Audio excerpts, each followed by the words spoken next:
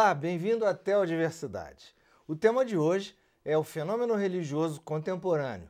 E para tratar desse tema, nós vamos conversar com o professor Leif Volger, da Universidade de Toronto, e também pastor luterano. Bem-vindo. Muchas gracias.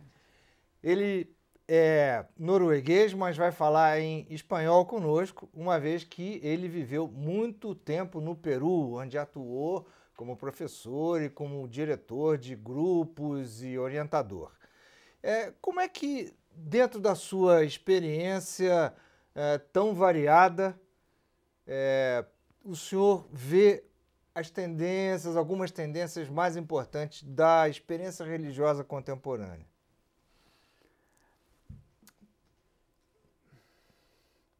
Bueno, una cosa obvia es que, por lo menos en el Perú, como Brasil, como Canadá,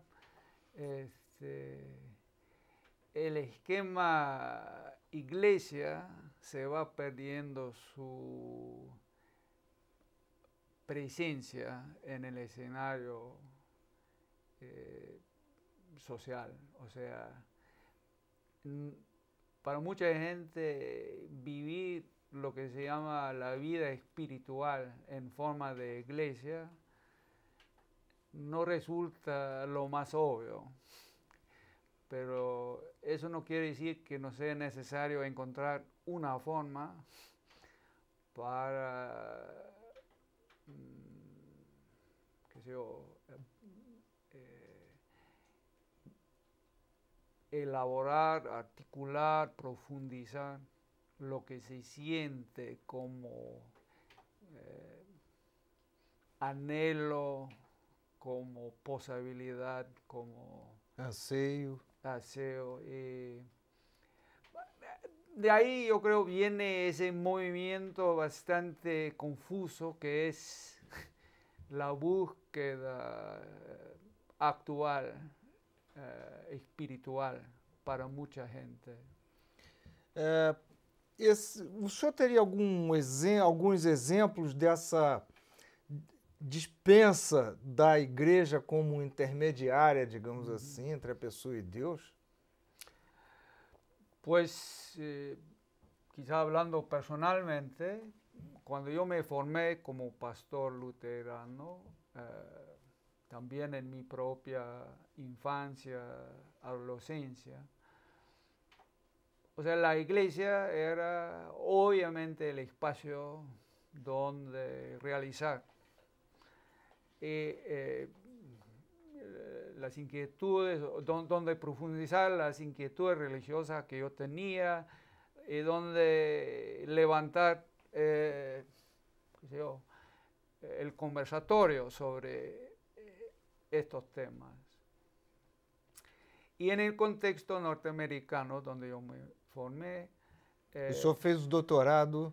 Sí, bueno, primero estudié en el seminario en el estado de Ohio y de ahí pasé a California para hacer el doctorado. Sí. Pero cuando yo llegué al Perú, o sea, el marco confesional tan determinante para la vida de iglesia, tanto protestante como católica, en el medio norteamericano, también canadiense, simplemente no tenía mucho sentido en el contexto peruano. O sea, las confesiones no eran importantes para los creyentes, aunque, digamos, se reclamaba una formación en campo, en doctrina luterana, cosas así, pero a la vez se veía que no, lo importante tenía más que ver con lo económico y lo político y mucho menos con lo confesional.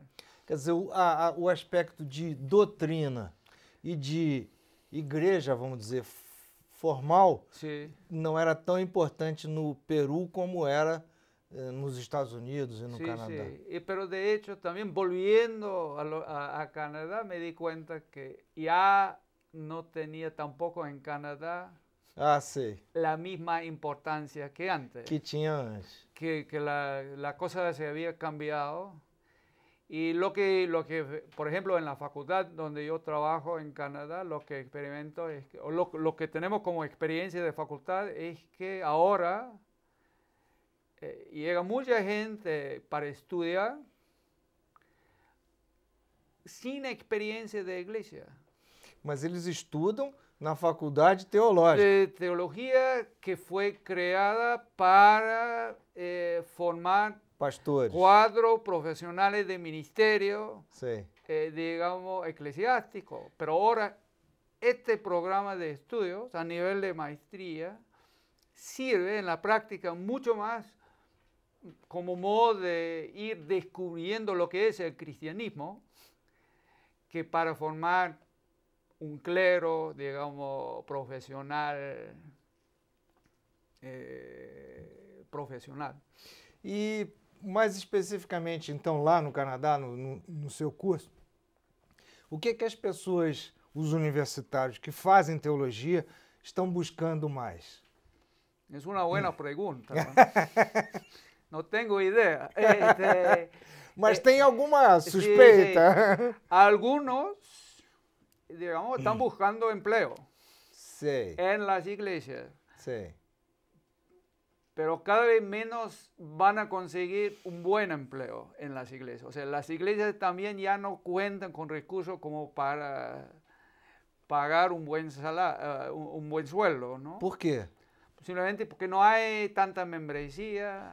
Não há tantos membros. O sea que la iglesia misma se va perdiendo, digamos, los recursos para O público que a tanto sustenta. humanos como económicos, como para mantener su proyecto institucional. Sei. E outra coisa que eles buscam, além de... Sí, pero también un buen grupo de estudiantes nuestros simplemente no saben al comenzar los estudios realmente a dónde va. Llegan buscando algo que muchas veces ni pueden definir. Sí. Es más bien por una intuición, una esperanza, algo, una experiencia particular. Pero realmente en la educación teológica uno queda un poco... Perdido. Digamos, con la pregunta, Perplexo. ¿ahora qué hago? ¿No? Porque realmente el modelo es de formación profesional, Sei. pero la búsqueda de un buen porcentaje de los estudiantes no es profesional, Sei. es personal. Sei. Buscan, digamos, dentro del modelo profesional un espacio, una seriedad, qué sé yo, los elementos más concentrados, ¿no? Para trabajar las inquietudes bien personales Eles, responsables. pessoais. Sí, sí, bien personales. Sei. Outra coisa, haveria algum outro sintoma, por exemplo, como o senhor falou, as igrejas, de um modo geral, pelo menos as cristãs, estão esvaziando, estão perdendo seus membros, é isso? Por lo menos en el norte, por lo menos en Canadá. O sea, todas las iglesias, digamos, históricas, todas las iglesias protestantes y católicas en nuestro medio simplemente sobreviven, pero no necesariamente bien. Sei. Y el modelo de iglesia ya no, porque, por ejemplo, hace hasta 50 años, la iglesia no era solo un lugar donde orar, sino también un espacio importante para la vida social, para la educación, para la formación, digamos, intelectual, informal, pero importante. Ahora, digamos, con todos los medios de comunicación y que eso con... A universidade ampliando suas vagas. Esto, la iglesia va quedando con un papel cada vez más reducido. O sea, y de cierto modo va quedando en lo meramente religioso. Sí. Pero sin mucho vínculo con, qué sé yo, otros aspectos de la vida. Y esta pérdida me parece que le quita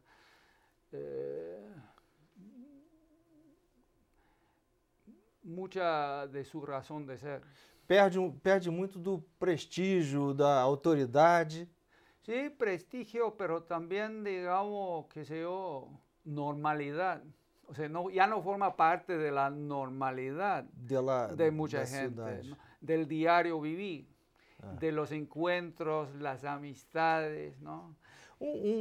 Fenômeno que eu achei engraçado quando estive lá em Toronto era que, passeando no lago de barco, a gente via o skyline, via a imagem da cidade, e em alguns cantos você via a torre da igreja, mas ela era muito mais baixa do que aqueles bancos altíssimos, aquelas sedes ou prédios de escritórios, etc. A cidade moderna está engolindo o sagrado? Hay una palabra arquitectónica para describir esa experiencia que tiene que ver precisamente con este tema de volumen, ¿no? O sea que de cierto modo, en Toronto, casi al costado de mi despacho, en la facultad donde trabajo yo, Seu escritório, sí, mi escritorio, hay una iglesia anglicana, preciosa la iglesia, o sea, el edificio, pero está rodeado de hoteles de lujo de 5 estrellas que van para los cielos. Sí. Y claro, interesante, digamos, qué sé yo, como un fenómeno tipo estético, pero para, qué sé yo, como símbolo de iglesia en la ciudad, fatal, porque que hace ver que la iglesia simplemente no tiene que ver. Sí, está sufocada. Sí, han respetado un poco el límite del terreno en el cual está ubicado el edificio, pero digamos, por el volumen arquitectónico que lo rodea y de cierto modo lo tapa. Sim. Simplesmente hace evidente que... Eles chegaram, a igreja chegou primeiro, esteve em evidência no topo da colina durante alguns séculos, mas agora... Agora são os bancos e os hoteles os que dominam, pues... E aquela torre lá. Los que llegan hasta los cielos. E a igreja vai quedando na terra, cada vez mais como tipo cemitério. Uma outra coisa que me chamou a atenção em Nova York, eu não estava lá naquela época, mas tem uma igreja, St. Paul, lá na Broadway, que ficava pertinho das Torres Gêmeas. E quando derrubaram as torres, ela sobreviveu. Então eles entenderam aquilo como um milagre. Mas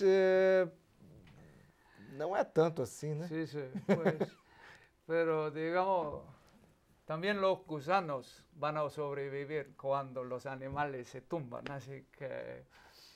No sé, ¿Quién va a sobrevivir? Los gusanos, o sea, estos, yo no sé cómo se llaman en portugués, son los que están bajo la tierra y son, de hecho, son muy importantes para que la tierra tenga... Son vermes, son minhocas, talvez, digo, la iglesia se va volviendo cada vez más tipo, qué sé yo, parte del fundamento y no parte visibilidade. De la visibilidade. Isso, do seu ponto de vista, é positivo ou é negativo? É para se lamentar? Tem muita gente que acha isso. No me preocupa, porque yo creo que lo que sí me preocupa es un poco, por lo menos como cristiano, lo que pasa con la tradición cristiana, porque, digamos, la iglesia me parece, no me parece el único modelo posible para, qué sé yo, seguir profundizando, seguir desarrollando esa tradición religiosa. Pero obviamente para no simplemente perderse, el cristianismo va a tener que encontrar otros modelos, otros modos de ser. O sea, la iglesia como tal es, por decirlo así,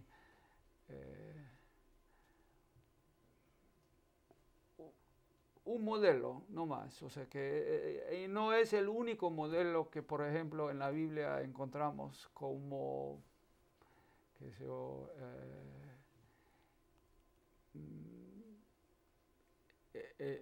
el discipulado. Por ejemplo, en la carta de Santiago, lo que se trabaja más es el concepto de la amistad con Dios. Sí.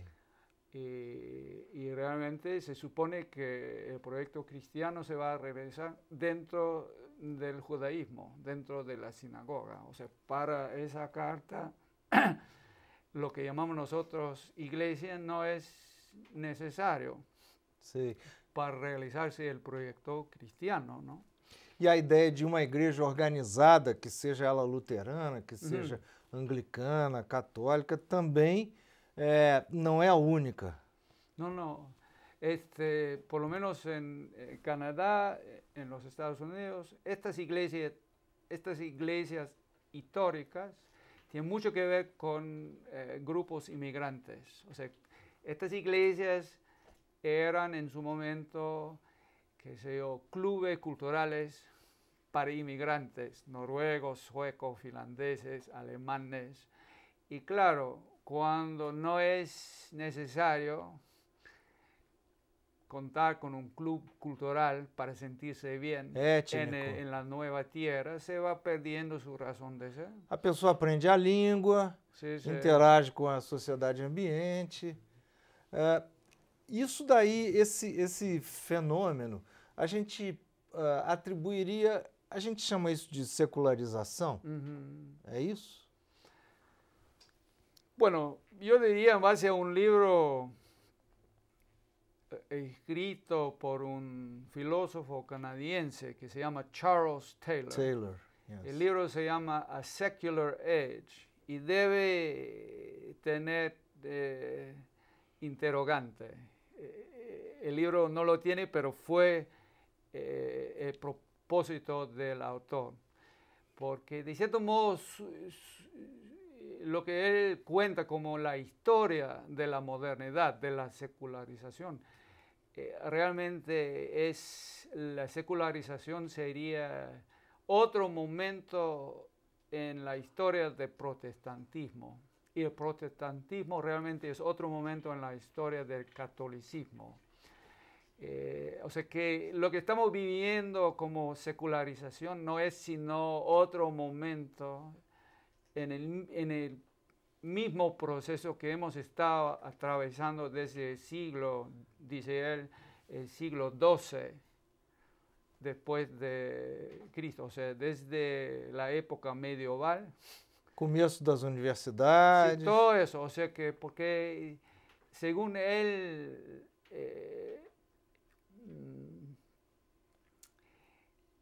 es un proceso complicado, pero es el afán de reformar la iglesia, de insistir en que todos tengamos que cumplir con lo que es el Evangelio, lo que he hecho posible y después, qué sé yo, inevitable este proceso que no admite contradicciones, ¿no? Por eso todo tiene que ser razonable, todo tiene que caber en un solo modelo de la realidad.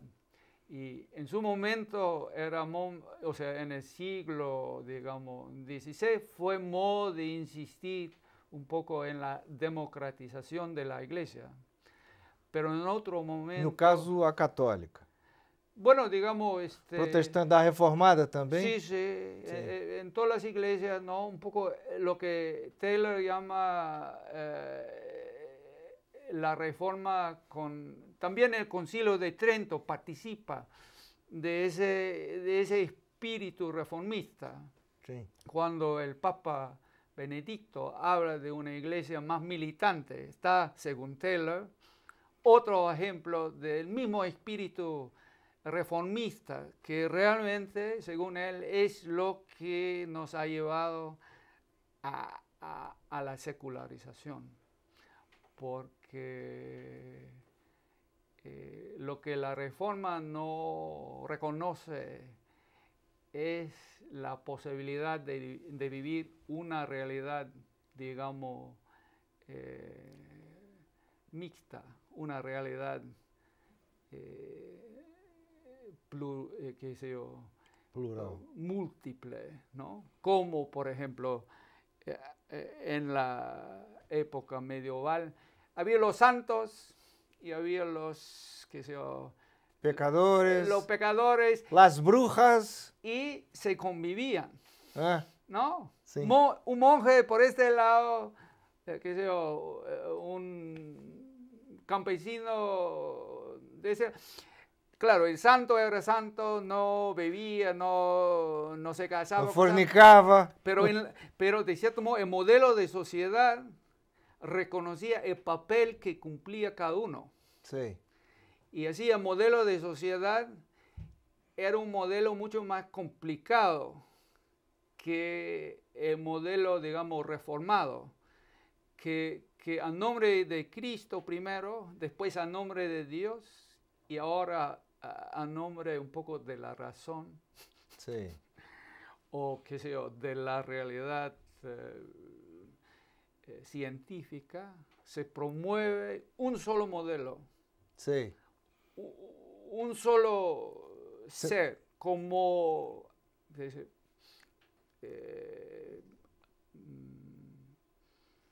realmente, como es, apropiado. Sí. Y por eso, pero es, según Taylor, todo esto forma parte de un solo proceso, que es algo muy típico del cristianismo, digamos, occidental. Porque en el este, en la iglesia ortodoxa, siriaca, griega, rusa, no se ve este impulso, digamos, secularizador. Sí. Más bien se convive sí. lo religioso con lo científico, o sea, lo que fuera.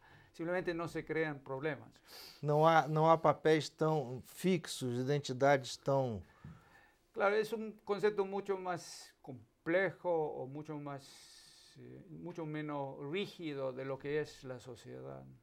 Para terminar, na sua visão, que indícios a gente já tem hoje do que as religiões serão no futuro? Bueno, no soy profeta, Sim, no sim, puedo sim, pronosticar. por supuesto. En que, o sea, un profesor mío hace 20 años prognosticaba que digamos, en este siglo son los mormones en los Estados Unidos que van a ser la religión oficial de los Estados Unidos. Ah. Obviamente los pentecostales van creciendo. Quer dizer, os mormons não se tornaram a religião oficial e os pentecostais estão crescendo, isso com certeza. Sí, sí. Y obviamente ahora, digamos, hay en Canadá, como me imagino también en Brasil, la comunidad musulmana va creciendo también. Acaban de hacer mudar un mosque. Mesquita. Sí, sí. Hasta el extremo norte de Canadá. O sea, ha sido menos costoso sacarlo de Winnipeg y llevarlo en camión, pasando por los ríos y todo, hasta un pueblito que queda en el mar Ártico. Sí. Ahí hay una comunidad musulmana. Olha. ¿Quién hubiera lo hubiera pensado hace 20 años. Sí. Así que yo creo que va a ser un mundo bien distinto al presente, pero eu não sei mais. Muito bem. Vamos aguardar. Tá vendo. Então, agradeço a presença do professor Leif, mais a nossa conversa e essa lição que nos deu. E fique conosco para o próximo Teodiversidade.